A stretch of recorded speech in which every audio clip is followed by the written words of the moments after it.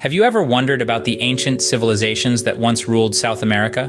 One such civilization, the WARI Empire, or WARI Empire, was a political formation that emerged around the 6th century in Peru's Ayacucho Basin and grew to cover much of coastal and highland Peru. This empire thrived for about 5 centuries until the 11th century, existing parallel to the Tiwanaku culture, and at one point was even thought to have been derived from it. The WARI Empire's influence stretched far and wide.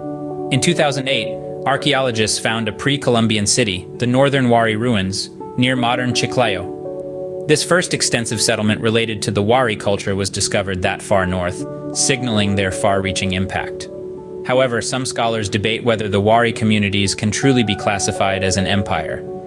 The archaeologist Ruth Shady, for instance, argues they might better be considered a loose economic network of WARI centers. But others, like William Isbell, Catherine Schreiber, and Luis Lumbreras, contend that the society did constitute an empire.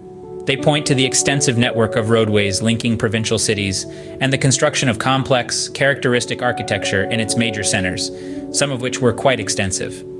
Leaders had to plan projects and organize large amounts of labor to accomplish such projects.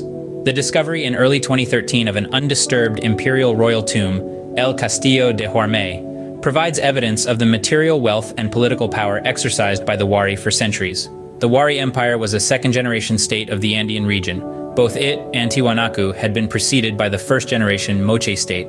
The WARI Empire practiced a policy of allowing the local leaders of the newly acquired territory to retain control of their area if they agreed to join the WARI Empire and obey the WARI.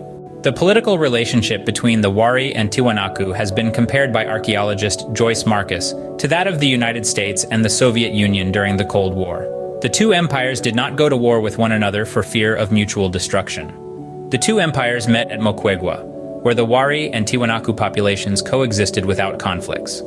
While the WARI likely had significant organizational and administrative power, it remains unclear what the origins of its political and artistic forms were. Emerging evidence suggests that rather than being the result of Tiwanaku traits diffusing north, the WARI and Tiwanaku ideological formations may be traceable to previous developments at Pucara, an early intermediate period culture to the north. To summarize, the WARI Empire was a significant civilization that emerged around the 6th century in Peru's Ayacucho Basin. It expanded its influence across much of coastal and highland Peru, lasting for about 5 centuries.